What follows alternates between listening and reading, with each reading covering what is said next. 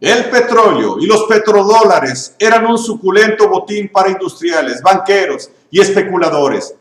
Fraude a la nación, hurtos descarados, engaños y promociones de canjes de pesos por dólares para acrecentar las ganancias siempre insatisfechas del agio, habiendo gerentes de bancos que compraban dólares sin registrarlos, apropiándoselos, ya de por sí con la diferencia entre el precio de compra y el de venta en el traspaso de pesos a dólares. Los banqueros solían sacar un alto porcentaje de beneficios.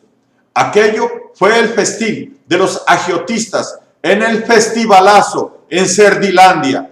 Los ganadineros compulsivos consentidos por una presidencia rebasada, la que quedaba como ingenua por haber promovido las condiciones del saqueo y luego arrepentirse.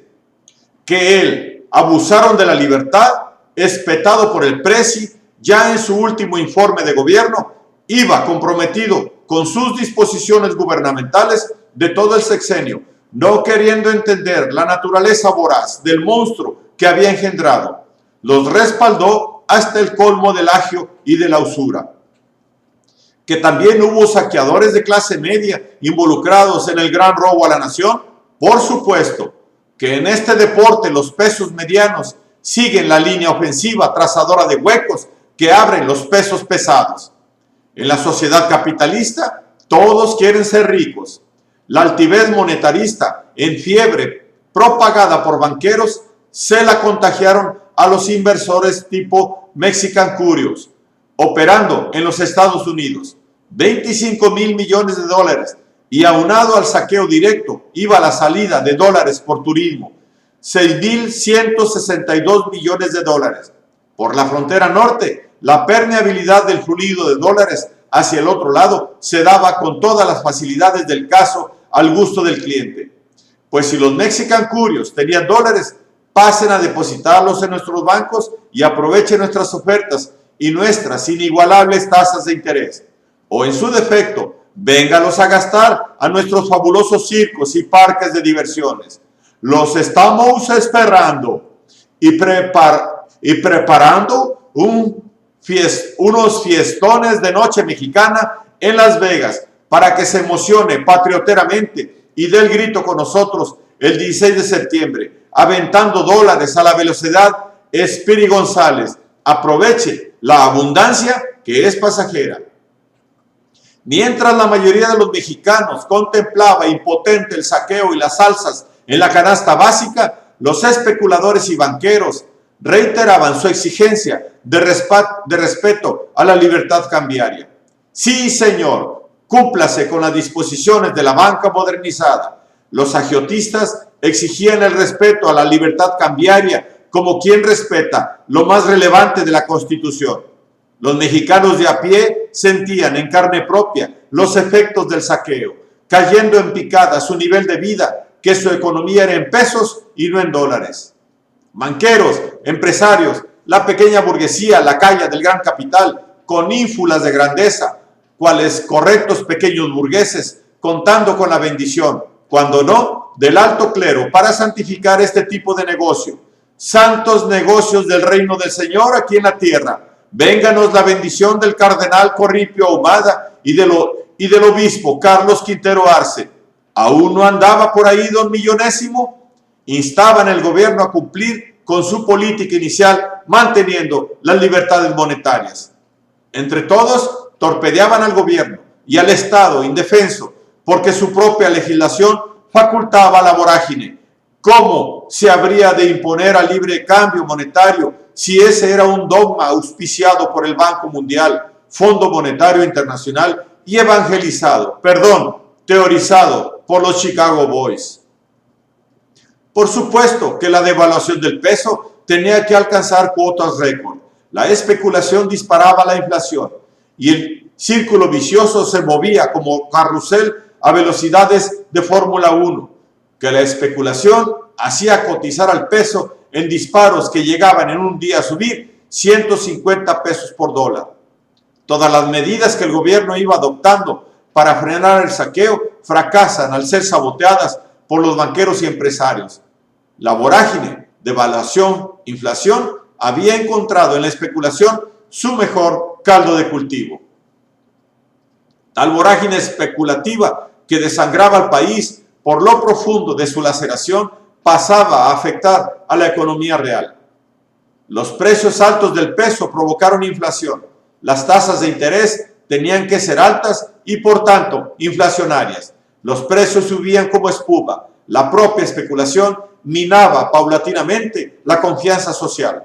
Dos devaluaciones achicaron al peso ante el codiciado dólar. Los petrodólares no alcanzaban sino para que el gobierno los acaparase ante la urgencia de pagar la emergente deuda externa. El control parcial de cambios a través de tres tipos rompía con la escuela de Chicago y ponía al gobierno ante la necesidad de asumir medidas más radicales para evitar el hundimiento total. Preceptos tan bien elaborados que auguraban el desarrollo moderno de México y para lo que sirvieron enriquecer a agiotistas y especuladores. Algo no checaba con las premisas y propuestas de don Milton Friedman, el padre de la criatura. Silva Herzog, al relevo de la Secretaría de Hacienda, aseveraba que la crisis estaba bajo control, pero la ruptura con la banca privada era un hecho. En la Convención Bancaria de 1982 se da una aparente reconciliación o acuerdo para corregir los desperfectos. El Banco de México volvía al mercado de cambios. Los banqueros se congratularon y de inmediato pasaron a sabotear su participación regulativa, a tal grado que se obliga a que el banco oficial se volviese a retirar de dicho mercado a principios de agosto, dejándole a la banca privada el mercado libre para saciar su sed especulativa sin ninguna supervisión. Y los banqueros se regodearon en el festín. El gobierno seguía siendo condescendiente y procuraba congratularse con tamaños especuladores, pero la condescendencia y el llamado a la conciencia no dieron resultados. Habiendo estado el Estado en riesgo de insolvencia financiera, el gobierno seguía considerando que el patriotismo de los banqueros frenaría el saqueo, y no fue así. El abuso fue a tal grado que la evidencia acusaba de actos delictivos a los propios dirigentes bancarios, mas el gobierno callaba. La sola creación de un mercado negro cambiario ameritaba cárcel a los potentados, pero eso es en otro planeta. Si el peso de su valor real oscilaba cercano a los $75, la especulación lo hacía oscilar entre 100 y 300 dólares de un día para otro. Los next dólares en bancos que solo podían salir como pesos, fueron habilitados para tratar desesperadamente de evitar la fuga en lo inmediato de 13,000 millones de dólares, que ya no estaban en los bancos, pues los banqueros los habían rematado para alimentar el pánico monetario. Y si el nuevo secretario de Hacienda declaraba que la crisis estaba bajo control, el 28 de junio del año aciago, los agiotistas le corresponden propagando rumores e incitando a un mayor canje de pesos por dólares.